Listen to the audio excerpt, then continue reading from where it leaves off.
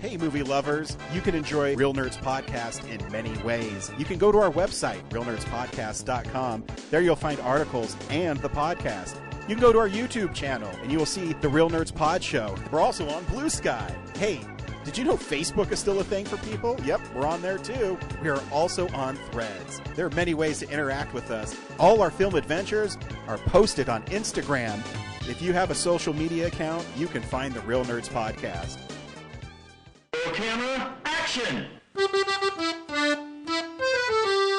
a real nerd knows who shot, and a real nerd can follow the plot, and a real nerd can... talk film! I'm sorry. Take it outside. Well, a real nerd knows who shot, and a real nerd can follow the plot, and a real nerd will give it all they got. Lights, camera, action!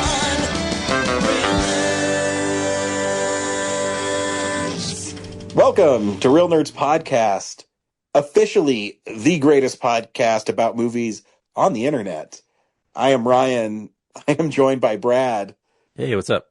And I guess we're going to add a little flavor to this episode, a little sweetness. Corinne, you're also here. Hey, how's it going, everybody?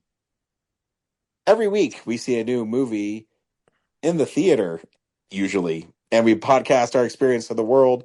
This week we saw Project Hail Mary.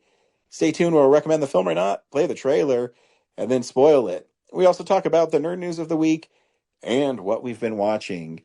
We've been doing this for 15 years, Brad, but it feels like yesterday when we were watching X-Men First Class and trying to figure out how you wouldn't be on the show because you didn't want to be, and Brad bought, and and here you are, 15 years later.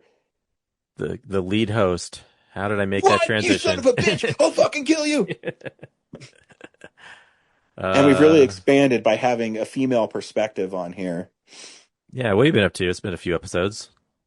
I know, yeah, I haven't been on since Filmsplosion, but seeing that live-action Moana trailer, which, by the way, looks terrible, but it did bring back memories of when I first met you guys in fall 2016. That's true. That was one of your first reviews. Mm-hmm. Oh my What gosh, makes Moana look bad? It's basically a shot-for-shot remake of a movie that's not quite 10 years old. Man, these people can't win. It's either they change too much and it's not faithful enough, or they do it shot-for-shot remake and they're like, oh, this is not different enough. They can't win. No. They can't win. No, you're welcome. DC and Marvel fans would be ecstatic if they had shot-for-shot recreations of their comics. I know. I mean, what would come out this week that would be a shot-for-shot recreation of comics? I don't know, but maybe I'll talk about it in Nerd News. Well, in fairness, comics is like a completely different medium from a movie. It's like they remade a movie into a movie. Yeah. Making comic books into movies is one thing. Yeah, and it's like, I understand that. When you make stuff live action, you can actually show more emotional depth sometimes for the performances. Eh. Yeah, it's a fact. So, I mean, I don't judge a movie until I see it, Corinne. Well, it looks like ass, so I'm not going to see it. But I'm totally fine with books being adapted into movies. Remember when they changed The Little Mermaid to a black woman? And yeah, people were like, that was too different, dude. Too different. My eyes literally burned out of my head like fucking Raiders of the Lost Ark when they changed the skin color of a hand-drawn animated character. Yeah. That's one of my most favorite jokes in Friends is there's an episode where Chandler doesn't cry, and they ask him, they say, you didn't even cry when Bambi's mom died? He said, yeah, I was really sad when the guy stopped drawing the cartoon. That's all I think about. Yeah. Anyways, that's what we do on this show. We give Corinne a hard time because she has weird takes on stuff. She refuses to see movies that she hasn't seen, thinking they're going to be bad when she has no idea, which is really weird. It goes against everything the Real Nerds stand for, where we're going to see every movie and give it a chance. Corinne. Well, hey, I said that I'm fine with books being adapted into movies, like our film of the week. Yeah, But adapting but why would you not even one give movie Moana a chance? Why would you not even give it a chance? Maybe because that it young looks girl, terrible. but maybe that young girl who's getting her first chance at being a star, who is a natural Hawaiian I mean, she's going to be incredible, and you're not going to give her a chance because of a minute 30-second trailer that they put out to give you an idea of what the film's about. Well, maybe I can support her in another movie that she's in, but Well, I do maybe she not want won't to be see in live another one action because Moana. people like you rush to conclusion about the film, and then I haven't seen any. I have not seen anybody bitching about her. I've seen people bitching about how it's a shot-for-shot remake and the effects look like shit.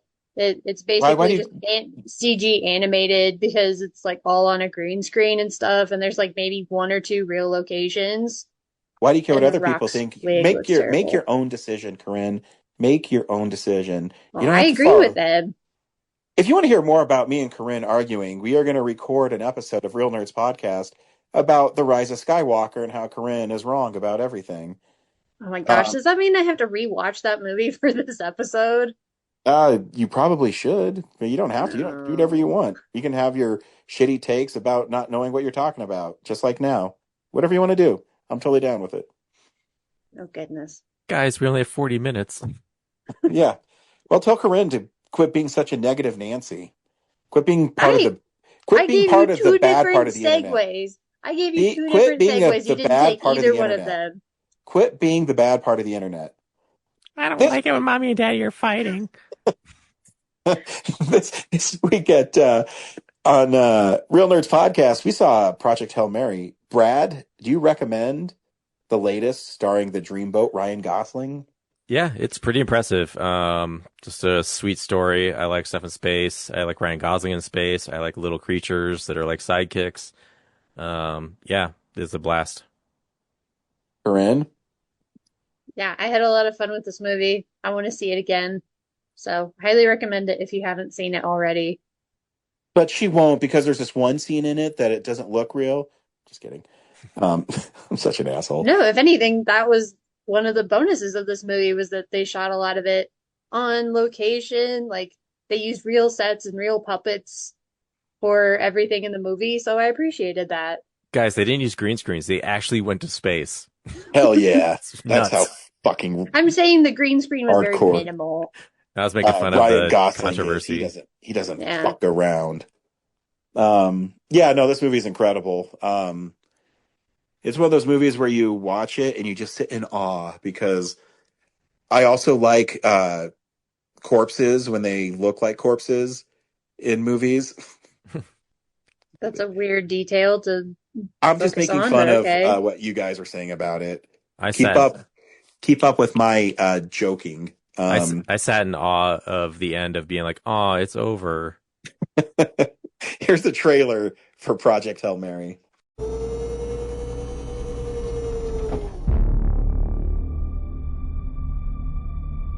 I understand that you think I'm the right person for this mission. I understand the stakes. Object approaching.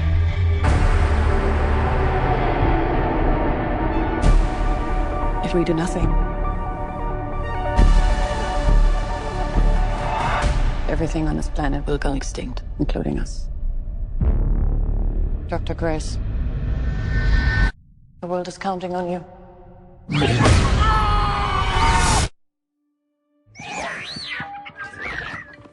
No, I'm sorry.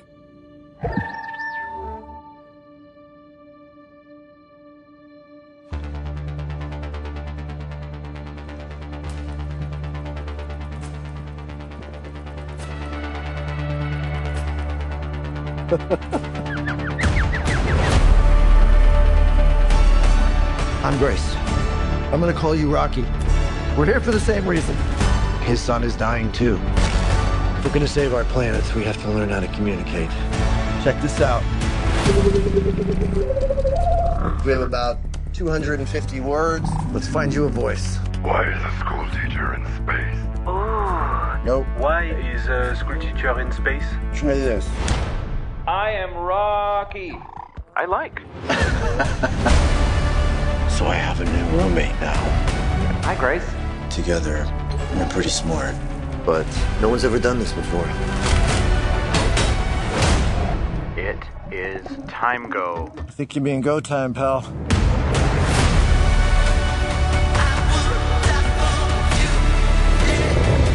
There are infinite possibilities for this to go wrong. This ship wasn't built for this. Now! If Grace Rocky saves stars, we can go home. I think this is a one-way trip for me.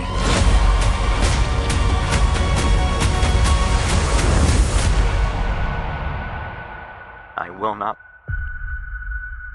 let Grace die.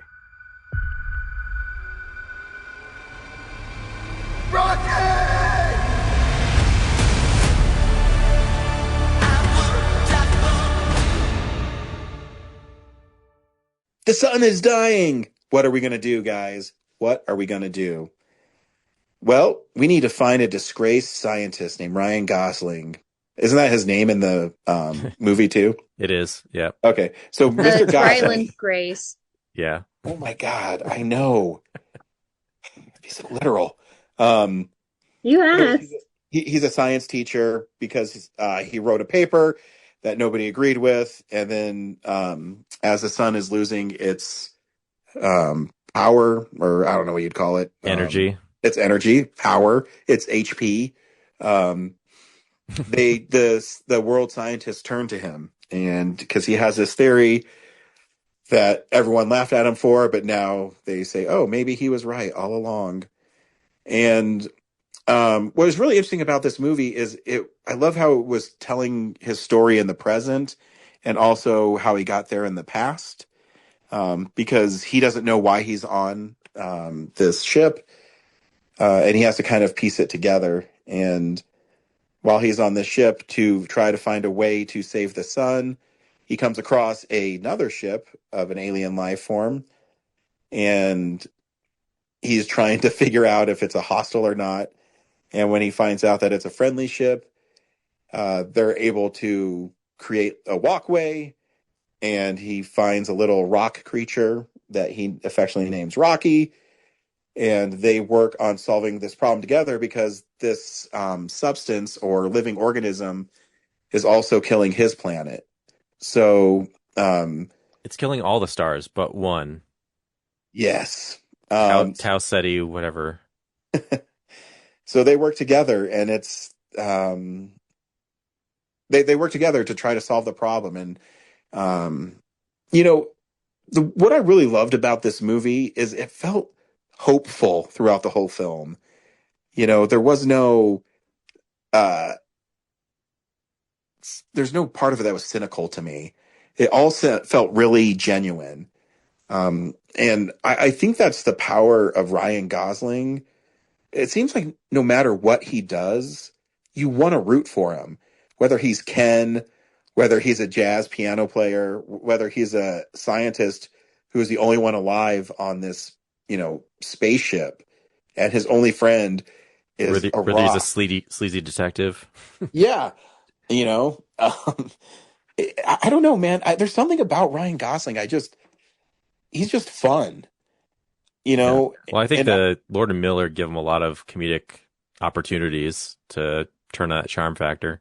Yeah, and he just sells it. I mean, there's literally, what's 75% of this movie is him talking to this rock, and you're enthralled with what's happening on screen, and I don't know. There's just something about this film. It's one of the. It's one of my most favorite films I've seen in a really long time. Just because I liked how funny it was, I liked the heart.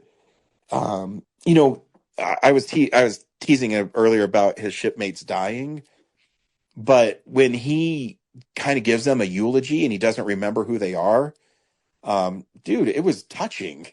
Yeah. And did we ever find out what caused them to die? Because I don't think we did. No.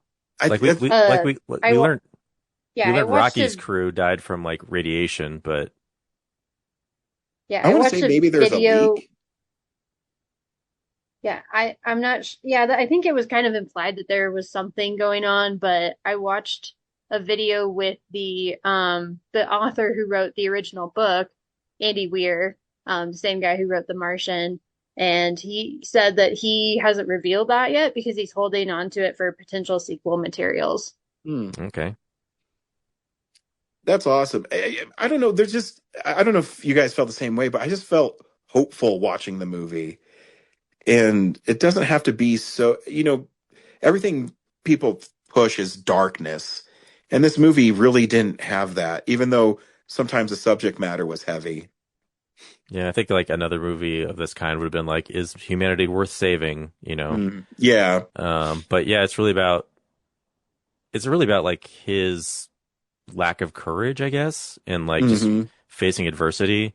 And it was really tragic when almost the last scene is when he finds out when like he rejects the proposal to go to space, and then Sandra Yeah. Hüller's just like, well, I was hoping you to do it this way, but I guess we'll have to do it the other way. And they basically drug and kidnap him and force him to go on the mission against his will because he's just too cowardly to do it. And I think that's why, too, you understand why Grace is doing it.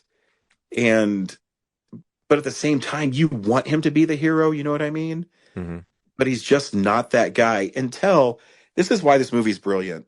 So you have all these moments with him where he's, this coward, he doesn't stick up for himself, even with uh, his paper at the beginning. And they're saying, hey, maybe you were right. And he has this cowardness to him. But then towards the end, when Rocky offers to give him the fuel he needs to go home, and he breaks down because he's trying to be strong. And then he's saying, no, all I really want to do was go home. I don't want to die. And then it comes back at the end where he realizes that he has to save Rocky because what they use to save the world will actually kill Rocky on his ship. Yeah. And so he makes that sacrifice to go back. And I think it's just a beautiful moment in that film. Yeah. And I love also that they like the resolution is that he just goes to their planet and lives out his life there. Yeah. Which I didn't expect. I figured he would either have like, for a minute there when I thought like he'd have to go back to Earth and like Rocky would die on his own.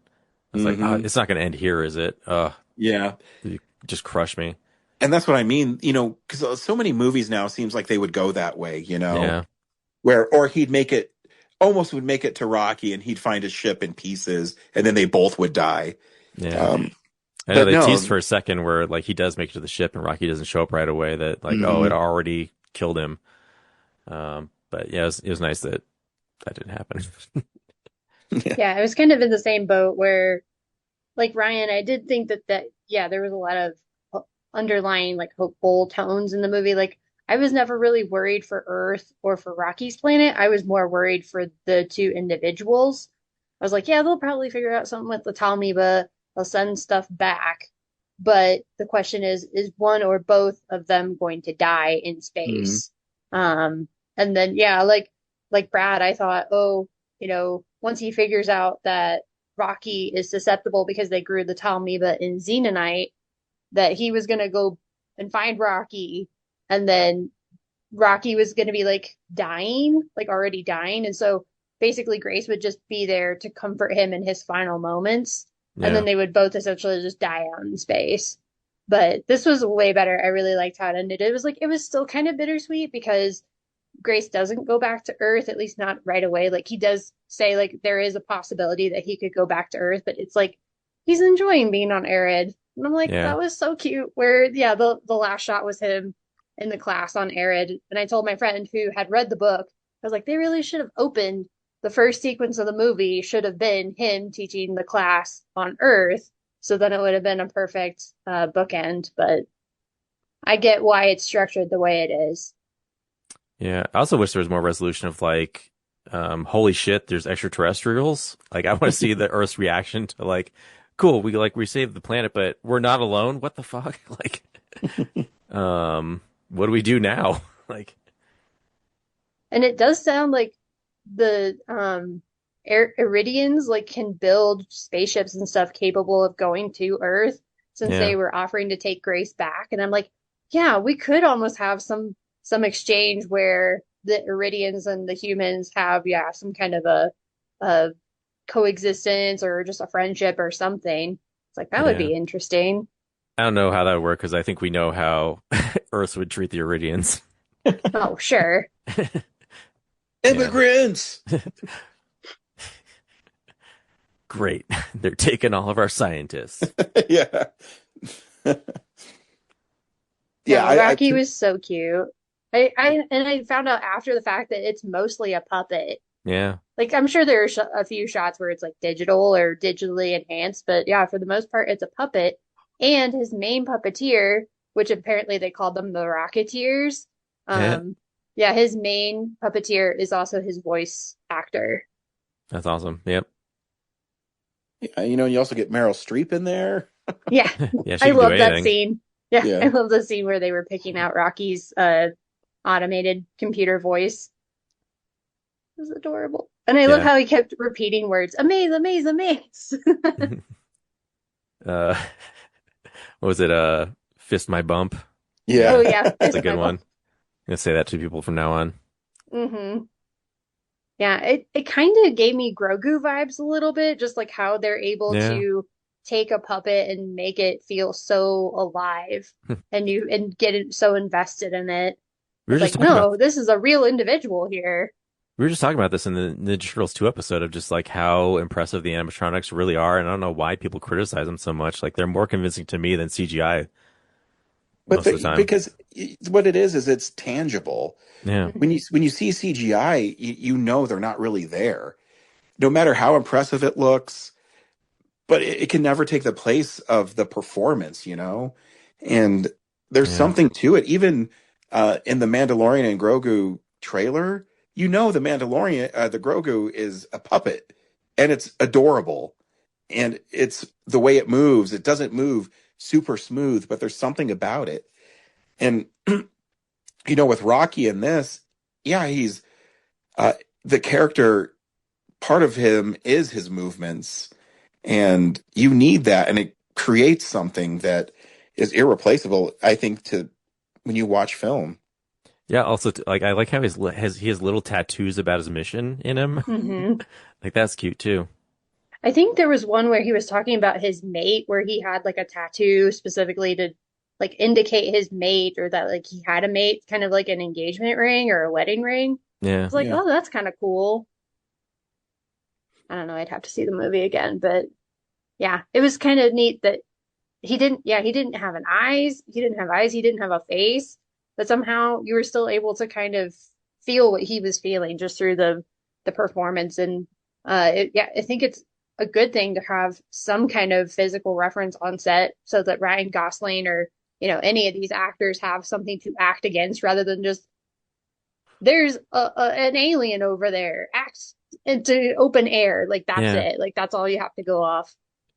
It's over there, but we don't know what it looks like exactly yet. The other team's working on it, so just imagine Don't know how something. big it is, don't know what it looks like. Like poor Ewan McGregor in the Star Wars prequels, just having to pretend General Grievous is like, oh, he's over here somewhere. He's really tall, and he maybe has forearms. We're not sure yet. See how the Yeah. render comes back. Yeah. Yeah, I do feel like part of Ryan Gosling's performance was it did kind of have like Ken vibes, like especially a lot of those really comedic moments or where he's just like talking to himself and he's trying to figure out what's going on. But there were definitely a lot of moments, like in the flashbacks, especially where he's, I won't say like a different person, but it definitely was not the same Ken vibe as in the other scenes, where it's like, no, he's actually like bringing his acting chops. It's not just like, oh, just like a funny, goofy character. Like, Wait. no, this is a real guy and he really has like a lot of self-doubt and cowardice. Did you miss the scene where after they collect the energy particles, Ryan Gosling says, "Can you feel the Kenergy?" Did you miss that part? Yeah, I did. They didn't show, I didn't get that version of the movie in my theater. Oh, weird. Yeah, my Yeah. friend and I, she's read the book, so she was kind of telling me about some of the changes. I guess they streamlined a lot of things, and like stuff in the book takes longer than it does in the movie. But we were talking like all through the credits, and then at the very end of the credits, where one of like the logos or something comes up, and you hear just like a little Rocky like squeaky noise. I was like, oh, that's cute. Yeah, my friend said in the book they like the whole learning to communicate with each other is a lot longer and more specific, Hmm. which is actually something I wish I would have gotten to see more of. But I understand why, because I regular audience was just tune out probably or get There's bored. a article on Variety that I think came out today where Lord and Miller, they didn't name the Hollywood guys that saw it. Originally, it was a 4 hour long movie, and some big time director told him, "You have to cut this movie the fuck down," is a quote. And just for what you said, Brad, you're going to lose the general audience. Yeah. So there is a chance that they're going to put out maybe an ultimate cut of it. I mean, they didn't say anything in obviously the article, but there is a 4 hour cut of this movie. I do kind of agree with the idea that it should be shorter. That like 4 hours is a really long movie, and especially like, I don't know about you guys, but we had to sit through 30 minutes of previews at the theater we went to. Yeah, So, I don't go to and those kind of it's, I theaters. know, So but yeah, it's because like the movie itself is like 2.5 hours. Our showtime was at 7:30. We didn't get out till 10:30. It's like this feels really late. Yeah, I saw it in I, IMAX, so I got to see the Spider-Man trailer in IMAX, so not a bad preview. hell Nice. yeah. But yeah, I did feel like there were some beats that were taking a little long. Not the Rocky and them learning to communicate, but maybe like some of the flashbacks at the very end. I felt like the last two could have almost been combined somehow, where they tell him like you have to go. I'll give you 3 hours to think about it, and then they do the second one where he tells them no, and then they're like, okay, well, we're just gonna kidnap you. Like that could have been one flashback. Just kind of trim Eh, it down a little bit. I don't Maybe. think so. I thought it played out really well. I think because you need those moments where you have the hope that he would make the right decision. I And would say like giving the break in time gives the audience a chance to think it through too yeah, I agree. with him. So yeah, I mean, yeah, you could make it shorter that way for sure. But I think I like sitting on it and trying to put yourself in the shoes of Ryland Grace a little bit. And what I always say too, I don't care how long your movie is, as long as you're telling me a story that's good. And I thought this movie did, and when I left, I wanted to see it again because there's just so many things, even when they're collecting the things outside, and the whole screen turns that red black color, and it's just Hmm. it's just freaking cool. Like the movie's just cool. I don't know how he survived that collection though. Like when the ships start rotating, like Hmm. insane. Like, and he's not a seasoned spacewalk guy, but he's still like grabbing that orb while oh my God, that's so intense. I Yeah. love too at the when he first gets to Rocky's ship, and the thing is thrown to his ship, and then he realizes he throws it slower because he's stupid. Yeah. Well, in fairness, there really wasn't any capability for the ship to like catch that on its own. Oh no, I just love Grace's well, it's not His inner reaction. monologue, Yeah. his outward frustration with how the guy who we don't know at the time who's throwing that to him, he says, "Oh, he thinks I'm stupid." So Yeah, and then the way to open it is just the opposite direction. yeah, Hmm. it's just the movie's awesome. I loved this movie. I really did. Yeah, I'm gonna see it again in Barco because that picture's probably amazing. Yeah, that's where I did see it at. It was great. Oh, was it? Yeah. The IMAX was actually strangely grainy, like really Oh no. grainy, and it didn't Huh. reach the top and bottom of the screen like I thought it should have. Wait, Oh. where'd you see it in IMAX? The real IMAX on Colorado Boulevard. Yeah. But yeah, it never Dang. stretched like vertical, which I thought was weird.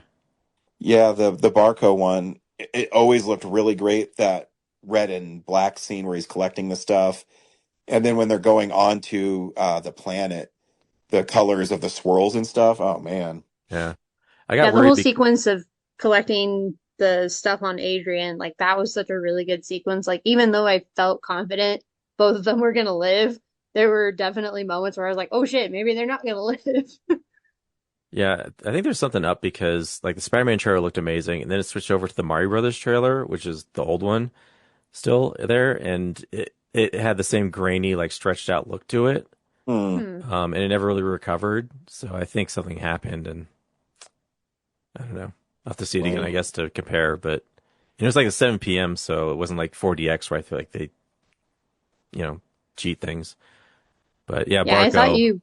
I thought you were gonna see it in 4DX. Like that's what I thought you were gonna say when you were like, I have to see it in 4DX. I might. I'm even thinking about traveling down to Albuquerque to see it in Screen X because I imagine they got something amazing to add to those other two screens. Wow. We'll see. See that time. Nice. Yep. See this movie. Yeah, it's fun. Excellent. Where Probably gonna make a list later this year. I'd be shocked if it didn't make my list. That there'd be 10 movies better than it. Yeah. This is the nerd news of the week. It's real news. I don't know if you guys know this, but Spider-Man's trailer dropped this week. What? Yeah. I had no idea. I talked about it earlier, but I didn't know about it. Not only did Spider-Man Brand New Day trailer dropped, but it is the most watched trailer in the history of trailers by it's all bots. It's not real. Shut up. You're inflating those numbers. You shut your fucking There's mouth. no way it's impossible for talking people to to do that. I feel like that happens every time there's a Spider-Man or Avengers or something trailer that comes out. So, Deadpool Wolverine had the original record, which was 387 million views in 24 hours. Spider-Man said, hold my web fluid. 714 million views in 24 hours. The next day, over 1 billion. Everybody loves Spider-Man. But next week, 1 trillion. Just because Brad wanted to be a smartass, I'm going to do something right now. Here is the trailer for Spider-Man. No. Brand New Day.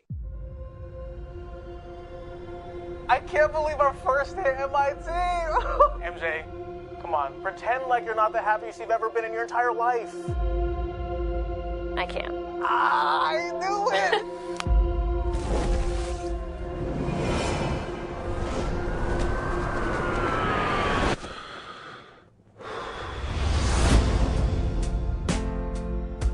Hi, my name is Peter Parker.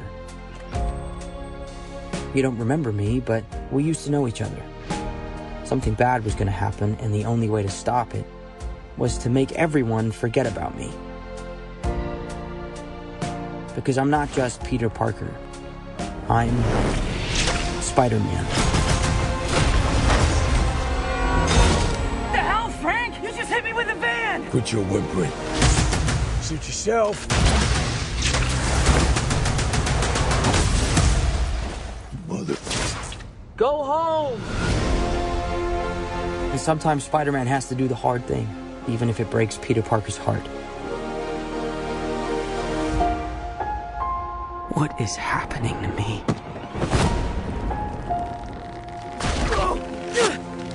Oh, God.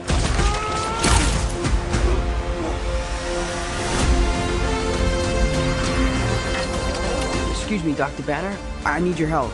What did you say your name was? If DNA is mutating, it would be enormously dangerous. Spiders have 3 life cycles. When between cycles, it can leave the spider vulnerable to threats. We are faced with a danger that we can't control. One we can't even see. Stay out of my way. You're losing it, kid. And for those spiders who make it through, it amounts to a kind of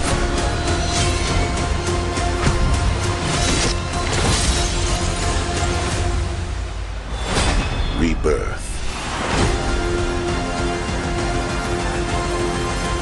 Nice flowers. Oh, they're a housewarming gift. I'm MJ. I'm just a neighbor from across the hall. Friendly neighbor. No, the trailer's awesome. We were talking earlier about, translating stuff to the screen, and the trailer is literally, I think there's 4 comic cover swipes for the movie, which I think what's going to happen, and Brad, I've been saying this for years, is the opening of Spider-Man Brand New Day, because it takes place 4 years after No Way Home, is going to be a montage of him fighting sea-level villains. Sweet. The Boomerang, Tarantula. I think it's going to be fun. And Wait, how is this 4 years after No Way Home? Because I thought No Way Home was their senior year of high school, right? yeah, But doesn't Ned say something in the trailer that's like, "Oh, our first day at MIT" or something like that? Unless it's part of like a montage, I don't remember. I don't like remember a him saying that either. passage But of time montage. I mean, if anything, it should be 5 to 6 years later, but yeah. yeah, but the synopsis says 4. So I mean, I think it looks cool. I'm down. Yeah. Scorpion's in it. That's cool. Yeah. Teasing that forever. Yeah, I almost the Feels like story, Daredevil's going to be in it. Yeah, Punisher's in it. Like I said, I think the opening 20 minutes is literally going to be him fighting all these people. That's my guess too, is because there's so many villains in the trailer. Yeah, and I don't care about how many villains are in stuff, as long as, again, you tell the story and you're telling it the right way. Because part of the synopsis, too, is he loves being Spider-Man. So I think the opening, 20, 30 minutes is going to be him, fighting the Punisher, and then he's going to fight Boomerang, or it's all going to be jumbled together. And, it looks cool. It also has a kind of a different look to it. It seems a little grittier. And it seems, too, they're leaning on this comic story called The Other, where Pete mutates into having other powers. Oh, yeah. Are they giving him Toby's powers? Yeah, Where because he can create his own webs. Yeah, in the comics, he dies in this fight with this villain called Morlun, and he gets put in a cocoon, and when he's reborn, he has those black eyes, and he can shoot organic webs. So I think maybe that's happening, or he's being manipulated telepathically or something like that. I don't know. I don't care. I'm really excited for a new Spider-Man movie. Yeah, Ryan, combining your idea and mine, I would not be surprised if we even get like an opening monologue from Peter, where it's like Tobey Maguire Spider-Man, where it's like, "My name is Peter Parker, and so many years ago I became Spider-Man," and then it kind of like catches up everybody on what's been happening since the events of No Way Home, and then that's when we get the clip of Ned saying like, "It's our first day at MIT," and then that's when we get all these, flashes of like him fighting these villains. Yeah, and I think you're right, one-off villains. because I'm guessing they're going to show, Ned and MJ too, Right. and He's been keeping tabs on them, and yeah, they've been living their lives. which I'm totally down with. I read an interesting article about why comic book movies always kill the villains. And I thought that was really interesting, because you don't have to kill them all the time. But yeah, I'm just excited, and I'm glad people are embracing Spider-Man, because 4 years between a movie is a really long time nowadays, where people lose interest. So that it's really popular does this nerd's heart well. Yeah, that's the big nerd news of Have the a week. lot of the Tom Holland's Spider-Man villains died? Because the Vulture was alive, he went to prison, and then all the ones from No Way Home, they just got sent back to their own dimensions. Mysterio died. Yeah, Mysterio died, but the other Or ones did lived. he? I mean, I'd still be down if at the end is all an illusion by Mysterio. But yeah, I am curious who Keith David is playing, because I was asking Jerry about it, and he speculated that he's Norman Osborn. I'd be was down like, with that. Yeah, I would be down with that too. Keith David, he's like in his 70s though, I think. I would imagine they'd want somebody a little younger to play Yeah. Norman Osborn because Yeah, he would probably probably. be in multiple movies. Yeah, probably. Yeah, I mean, he has a cool voice, so I really don't care. You know, he's one of those guys, he could play anything. Maybe he's part of the Hand. Like it seems like the Yeah. Hand is in it, so maybe he's like some ninja leader or something.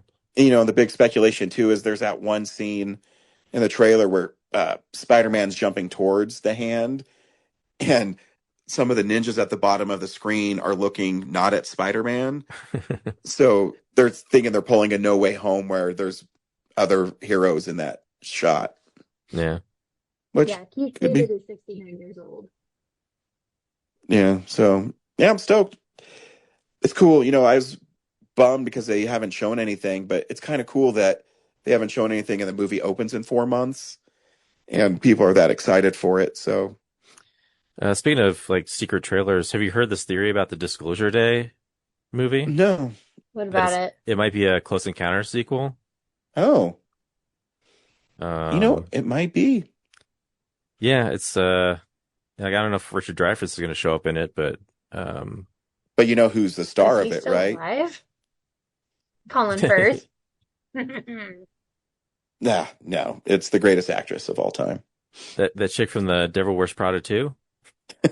You Oh son yeah, of she's a also going to be in bitch. that this year. She's really upset that Anne Hathaway's back. Yep. Cool. Hey, we watched stuff throughout the week in a segment I call What We've Been Watching. So, yeah, this is the stuff we've been watching. Corinne, we'll start with you. Did you guys play my showtimes I sent for The Bride and the Turtles Oh, episodes? geez, we forgot to. I can't believe it. Yeah. No, we got him. No, we did. Oh, okay. Yeah, that's all pretty recent stuff, so I don't really have much to report on. I've just been watching a lot of basketball because it's March Madness. Hey, cool. Hey, how's the Kansas Jayhawks doing? Yeah, they lost just like I expected them to. Surprise, So it's like one team surprise. is winning, one team is losing. Is that how it's going? Of all the sporting, those guys sported the best. Brad, what'd you watch this week? A lot of stuff, I guess. I saw Hoppers, which is fun. Hell yeah. The other thing too is like when I talk Oh, about these, what'd you think of Hoppers? so everything I talk about, I think I fell asleep in it at some point. Oh no. I don't know what's wrong with me. We call that pulling a Brad. Yeah. I don't know Well, what's going you're on. probably seeing them really late at night when you're tired. That It's- probably doesn't help. It's true, but I've seen late movies. I used to go to midnight movies and stay awake. I don't know what's wrong with me now. Well, you're also don't give him an older. excuse, Corinne. He's being a little bitch. Yeah. Anyway, so I think I missed a little chunk of Hoppers, but it didn't matter because I figure I think I got it. But it's It cute. depends on what chunk of it you missed, because there's some pretty wacky shit that goes down in the latter half. No, I definitely saw the beginning and the end. It was in the middle somewhere that I missed the part where she kind of like becomes. It's in the trailer, so I yeah, but where she like they basically explain Avatar. I missed that and woke up like I don't know, like she'd already met the beaver community and took a friend and Oh, yeah, you missed like 5 minutes. Okay. Um, So, but I mean, you saw everything They were at from this- like the Animal Council Yeah, on. I woke up in the council and like the elder caterpillar lady was like on a tirade and then she gets squished. And then I stayed awake from there on. Yeah, that was Um, wild. Everybody in my theater gasped when that happened. It was just so out of pocket. Nobody was expecting it. Yeah. But yeah, it's a cute movie about how like, you know, like people build too much and also like protesting against it has its problems too sometimes. So, yeah, just cute, you know. Like as far as Pixar goes, like the new trailer for Toy Story 5 though, like I'm so like more jazzed for. Yep. The next thing I saw was a movie called Dead Lover, which is an Ah, Australian corpse film. fucking. Almost. It was a weird Wednesday screening at the Alamo, and it came with a scratch and sniff sheet. So Oh, yeah, I remember seeing an ad for this one. Yeah, so a number would appear on screen, you have to scratch it, and all the smells are terrible. Like the grossest shit. Sounds like a great time at the theater. It's a really creative movie that, and like, it's almost, you're like, the whole movie kind of takes place in a black room, and they just put set pieces around to make it look like it's very stylized and abstract. It's kind of like watching high school theater. But like all the performances are like really dialed in, and like they do really well of trying to make this movie bigger than it is, about this gravedigger who really wants to fall in love, but no one will fall in love with her because she stinks, because she deals with dead bodies all the time. And then she finally meets someone who is into her because of that, and then he dies, and then it turns into Bride of Frankenstein again, where she's trying to like reanimate him, and then she takes the corpse of someone else who died, and that their lover tries to track her down. He's fucking dead. Nice. Always got to put that in there. Yeah. But the thing is, the scratch and sniff card, like, yeah, it was gross to scratch and sniff in the moment. But then I was like, oh, this is cool. I'm going to take it home from my film binder. I can still smell that card. I had to throw it out because it got worse and worse. I had it inside a bag, and the scent got outside the bag. It was bad. Like, one of the worst. Yeah, it was awful. So could not keep that card. The next thing I saw was Terms of Endearment, because, again, Oscar picks at the Mills, or Regal. And I went in expecting to like enjoy this film, and I was struggling. I could not wait for it to end. It's not that it's like a bad film, but like there was something about it that was just like so off to me. It's just like this slice of life, like you're just watching Deborah Winger's. Has anyone else seen it? Am I just talking? Yep. What do you think? Yep. It's not one I want to watch again. Yeah, I expected it to be like this really like poignant, but it's really just like here's these people existing, and they cheat on each other, and they go from like marriage to like, spoilers, Deborah Winger gets cancer. Not very endearing. And meanwhile, like, her mom's really annoying, and has like guys that just hang around her because they want to be with her, but she won't let them be with her. But then she's really into Jack Nicholson, and Jack Nicholson's kind of a dick. Yeah.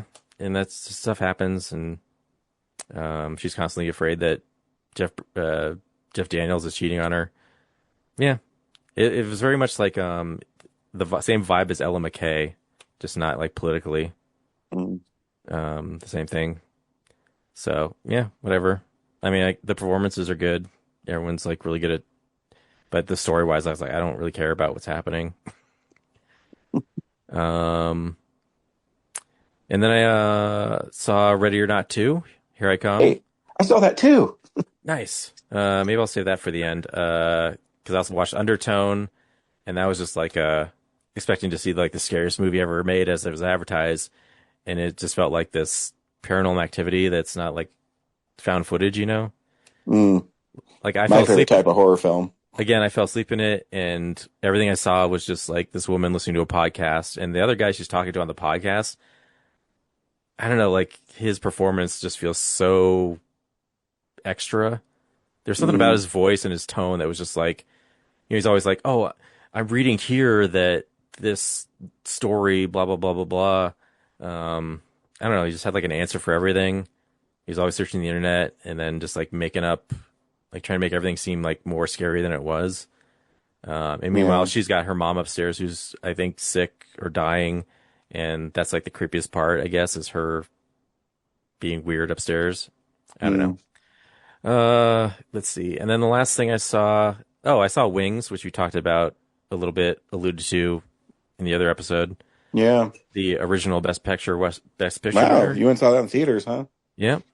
And that was, I actually stayed awake for that. But within like 2 minutes, the people who took the seats I usually sit in, they booked it.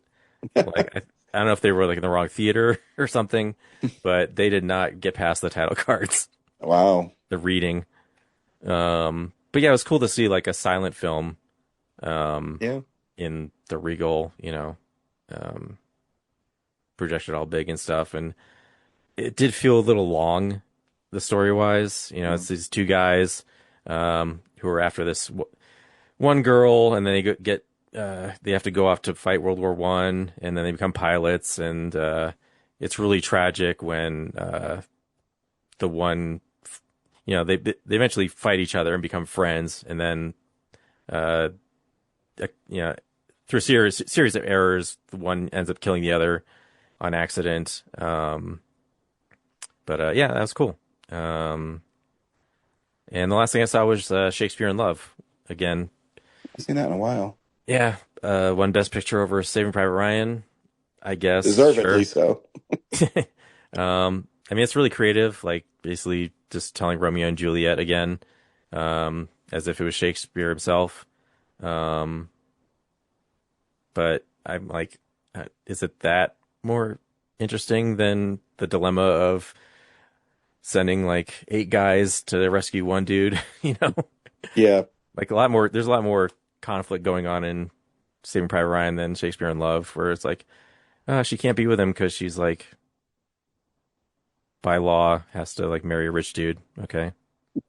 The more interesting part to me was like her, Gwyneth Paltrow, struggling with wanting to be an actress, but she can't because of some dumbass laws at the time. Yeah. So that was more interesting. Yeah, it's an entertaining movie. But... Yeah. Has Colin Firth in it. He's an asshole in that movie. Yeah, yep. Just being who he normally is. So yeah. Yeah, that's why they gave it the Oscar for best use of Colin Firth.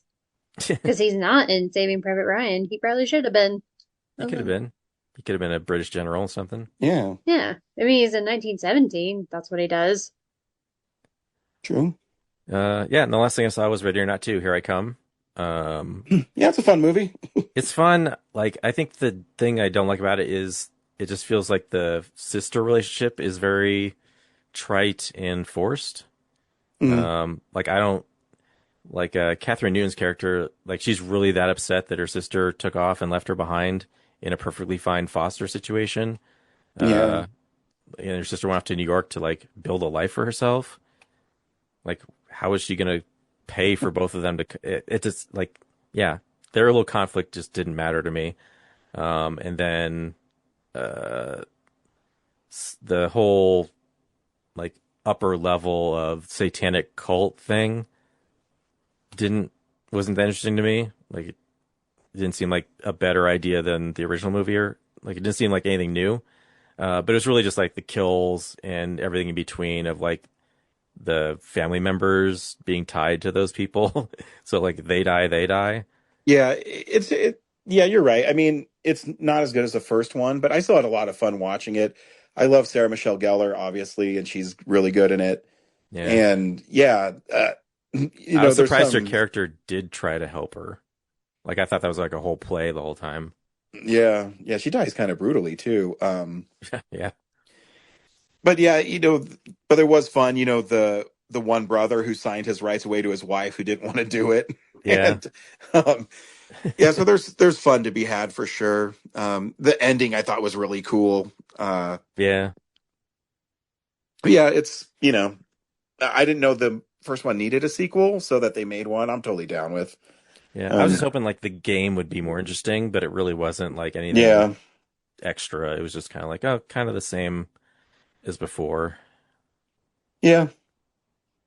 But Samara Weaving is really great. I love her. This week I watched Snakes on a Plane in 4K. Perfect. It really needed I bet the update. CGI snake looked really good in 4K. You know what I will say though, Brad? It was kind of interesting. Some of it looked goofy, but because it has the HDR on it, it made him look not as bad. And I think it's because it lost like the blacks were so much more black, so it kind of helped it. I mean, when you watch the movie, you have to know what you're watching, obviously. But I know it's probably well known, but I love the little when they throw the snake in the microwave and the flight attendant hits snake to cook it. That's actually a button on the microwave. Hats off to the prop department for that, is all I'm saying. So yeah, the movie's silly. It's fun. I had fun watching it, and I watched it with my wife and my kid, and we all had fun. I also watched Cry Baby, which is a John Waters movie that is a parody of 1950s musicals. And I hadn't seen it in a long time, but when I was watching it, I didn't know that Jim Abrahams was a producer on it who did Airplane and Hot Shots. So the tone of it made a lot more sense to me. Um, Probably my favorite part is when Johnny Depp's character Crybaby is explaining to this girl who is, basically the Sandy from Grease, that his dad was an alphabet bomber. He lists how his dad would send bombs to, and he'd go through A, B, C, and that he's afraid of lightning because his dad was killed in an electric chair, and he has an electric chair tattooed on his chest. It's really silly and really funny and weird because it's John Waters. And I finally watched Operation Fortune, which is the only Jason Statham movie I hadn't seen. Mm. And it's a spy movie with competing spy guys trying to get this MacGuffin of an AI program. And Josh Hartnett plays a Hollywood actor that Jason Statham's character has him go undercover with him to Hugh Grant's all in smarty English guy arms dealer, and it's good. It's helped a lot by Guy Ritchie, who is a really cool director, and he keeps it moving really quickly. But it's not the best Jason Statham Guy Ritchie joint. So, but Jason Statham's funny in it. His opening, where he's trying to get lured back into the spy game when he's on vacation, is really great. But yeah, the mystery wasn't really anything to write home about. And the last thing I watched is Deathstalker, which was made by the guy who made Psycho Goreman. Mm-hmm. And it's pretty fun. It's definitely really low budget. But what I love about, do you remember the director's name, Brad? Steven Kostanski? Yeah, there we go. But I love that he always has practical monsters. And in this movie is no different. In it, it's this guy named Deathstalker, and he's cursed with his amulet. And he has to go around this world and find a wizard who is a little person and is voiced by Patton Oswalt. And then he just goes around and kills things, and there's cool monsters, and it's also pretty silly and self-aware. Maybe the biggest distraction was Patton Oswalt's voice never matched the mouth of the wizard moving it. So it's kind of distracting, but it's made up for it with the gore. You have to wonder if it's on purpose too. I think it totally is. Because I haven't seen, it's a remake, so I'm guessing maybe it's a callback to the original. The original MS-33K has riffed on, I guess. Do they really? Yeah, that makes sense.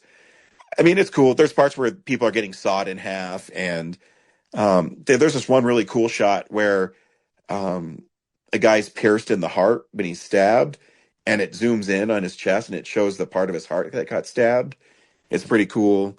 But I really respect that guy because he makes really cool looking movies practically with pretty much no budget. So that he pulls it off is pretty fun. And it was sold out everywhere.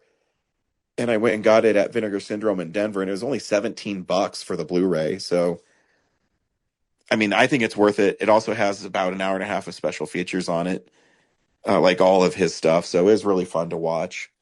So if you're looking for a fantasy movie that's super gory and has some cool performances in it, then Deathstalker is for you. Corinne, does that sound like something you're going to watch, Deathstalker? Nope. I mean, there's blood that literally shoots out like geysers. Okay. It's That's a pretty selling awesome. point. Yeah. I don't need to watch a movie to see that. Next week, our film of the week is They Will Kill You, which seems eerily like Ready or Not, but maybe it'll be different.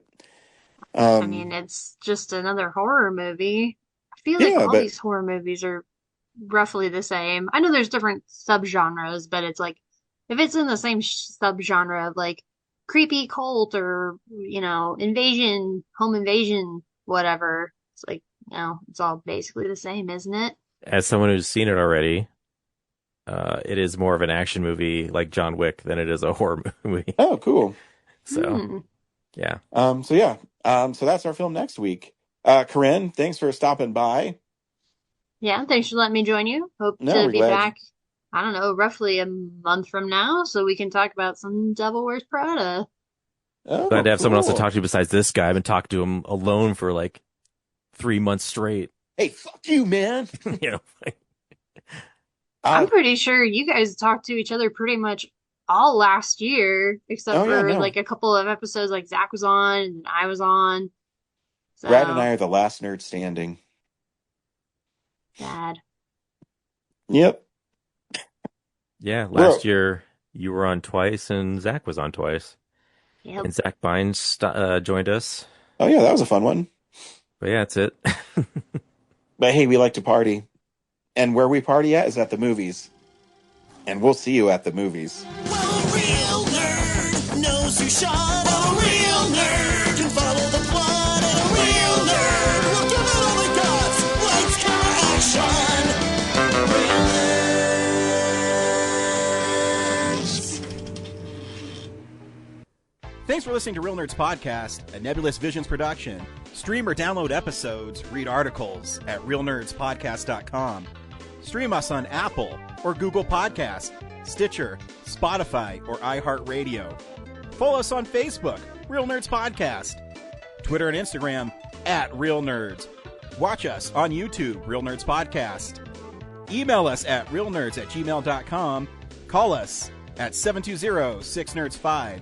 Thank you to Sparks Mandrill, Mike at Plan 9 Studios, and Bolognium for all of our groovy theme songs.